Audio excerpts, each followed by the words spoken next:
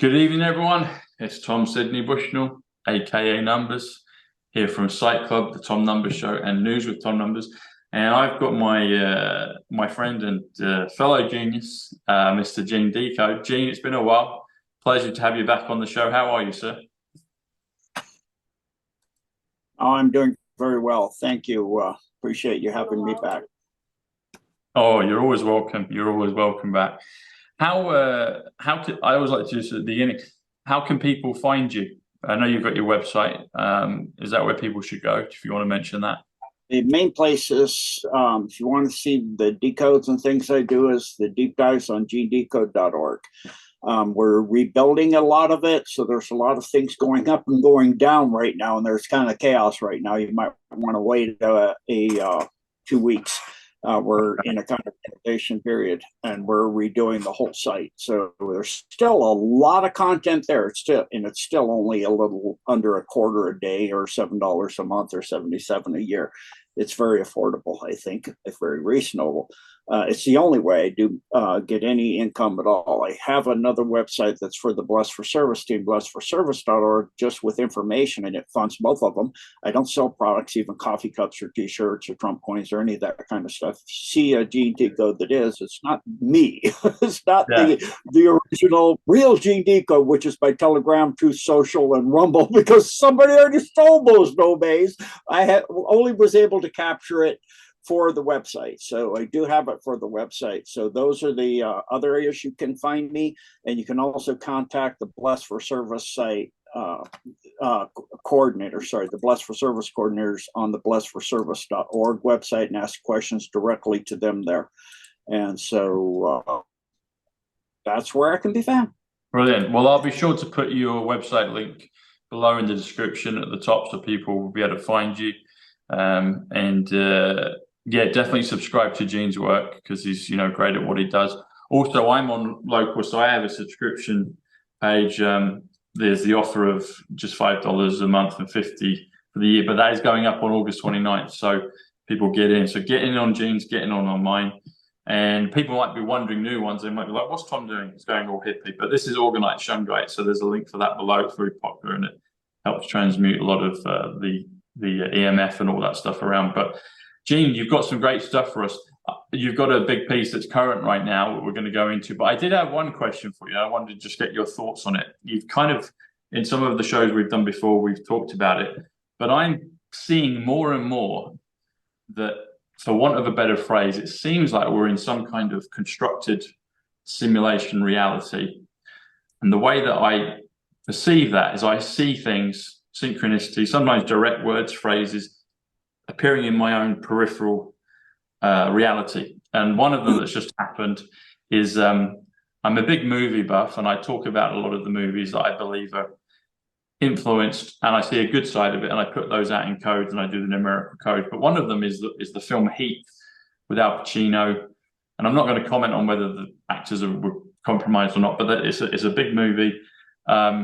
And I actually met Pacino a few years ago before COVID, just briefly, and he was very gracious, got a picture with him. It's directed by Michael Mann, and I've spoken to him on the phone before lockdowns. But this is really funny. So I've been given the name Tom Numbers. I didn't choose that. The kind of community gave it to me, and it stuck. So I was like, hey, it's a great name. So anyway, lo and behold, I'm watching Heat just a few nights ago again. Haven't seen it for a while. And in the credits pops up someone in the credits called Tom Numbers, and they say that person is a costumer. Costumers. There's a bunch of costumers. They're called costumers. I guess people that design costumes for movies. But the word costumers in numbers, A is 1, B is 2, C is 3, comes to the number 133, which is simulation. And I've been talking about this a lot, and I was like, okay, I'll take that. And then I mentioned to my brother, and he was blown away by it. He loved it. And then the next day, he went and watched Indiana Jones 5, the one in the cinema.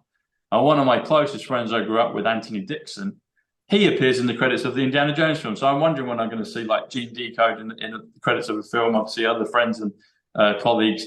Anyway, so I just wondered if you had commentary, like the kind of scientific reason behind these synchronicities, this construct, because it's happening more and more. It's getting faster and faster. And I know some of my viewers are noticing it because they're getting their synchronicity. So I just wondered if you had a couple of thoughts on that, and something maybe you could blow us away with in terms of knowledge of how this simulation is constructed, what's going on behind the scenes that we're not privy to, maybe consciously, but nevertheless we're seeing it, we're seeing evidence of it peering into our own reality.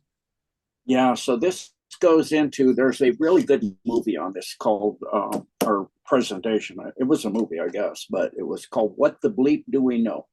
Yes, familiar with it. Yeah. And in there was a person, an older gentleman, I think he's a scientist actually, but he said there actually is no out there. It's all in there. And this goes to exactly what I experienced during my death experience. I'm flying, I'm looking down on the Milky Way suddenly. One minute I'm looking out the eyes of my physical body. The next instant I'm looking down on the Milky Way and I'm starting to turn around and head towards Andromeda, and galaxies start flying by. I'm like, what in the heck? What just happened? And then everything everywhere answered me in my own voice, but it was from within me. And it said, you just died. I'm like, I'm answering myself? That can't be true. How would I know something, ask a question I don't know, and know the answer at the same time? It doesn't make any sense. And it was, God speaks to you in the most comfortable way for you. In my case, my voice, I guess. I don't know. Yeah. It doesn't make sense to me. I don't understand it. I don't particularly care for my voice. So it did change context after the first thing. I go, what? And it got a little bit more of a timbre to it. And it, the voice, and it said, you just died. Oh, well, what's happening now? And so I went through that story for many people, but it made me come to realize with all that was showed during and shared by God during that 30 minutes, God is everything, including us. We are projections of the light of the Holy Spirit upon a screen of our own consciousness. And we all participate in our own way, and our reality, our universe is slightly different than anybody's. We each have our own universes, many of them. If you're a human being or certain other types of beings that are individually souled, you are your own oversoul. There are beings like dogs and certain non-terrestrials, which will go unmentioned, are terrestrials that are nasty, were non-terrestrials, but that are oversoul, where they share a soul, but we are our own oversoul. All of the renditions of us and all of the parallel universes making all kinds of different choices to experience something differently are all part of us. We're all these, and within this universe, you actually have different extensions of your soul at different times, and sometimes even at the same time. And like in the case of Elijah, where he was the person that relieved himself as a prophet. He taught himself how to be the prophet. Who could teach you better than you? You know your limitations really well. So, and you know how you think. Everything. So, the older one taught the younger one, and that does actually occur as well. So, and that's not a doppelganger. That's something entirely different. I'm not talking about that. So, this reality that we're experiencing is actually a projection of our consciousness at 3D or 4D or 5D. It has different contexts at different densities with more or less information, depending if you're going up or down in density. And there's different, focuses on it. Like on 4th density, that's the astral plane, and it's all focused in emotion. And on 5th density, it's the causal plane, and that's focused on learning and lessons. And 6th density is the mental plane, and that's focused on thoughts and ideas. And so it depends on where you're focused, how you're focused, what density, and also what you need to experience and what you've signed up with your spiritual guides and God to learn, to experience, to go into levels of higher service and awareness. And it's all about that. On the positive side. On the negative side, it's all about getting more and more power and things. So there's a limit to how far you can go up, because you can't go beyond the very edges of 5th density. They can't, you would think they could go into the mental plane, but they cannot. So that's why they cannot create new ideas. They need us, because part of this has to do with activating kind of like a computer network within yourself. It's an organic network of information within yourself that's processing information at certain levels. So you have like what they call the chakra, which just means a wheel. You look at it, it looks like spinning red light at the root. It's a spinning red light that's contained within the physical body, within what are called the Bongshan channels, which are discovered in Korea, are actually fiber optic lines conducting ultraviolet light throughout the body on the acupuncture meridians and channels, and then little balls, primarily 7 of them, up through the physical body. And then you have smaller interconnecting, like little local servers, and you have the big server, so to speak. So the big servers coordinate the organs and things in those. But to get balanced to that degree, at first density means, first chakra is about procreation and movement, and that's it. And then second density is going into figuring out how to move and how to take what you've eaten and separate what you need and what you don't need, and those kind of things, and it goes in these levels. So in the process of evolution spiritually of the soul, as it proceeds and ascends through the densities, you have to get those chakras balanced within the physical body. The 3D is the mechanism for the learning. At the physical, it's a school.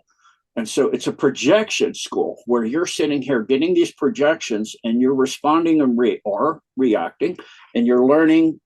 And it's a school of hard knocks, and it's, can be fun, and it's bright, and it's loud, and it's exciting, and it's terrifying, and it's scary all at the same time, and it's pretty phenomenal. But as you get the chakras going, for 1, 2, 3, well, for the service to self, they're not going to do compassion, because they're not about compassion. They're about getting it done and getting their way and getting their power and getting their, they're not about compassion and empathy and understanding and love for others. They're love for themselves, which isn't love at all. It's just, I want more for me.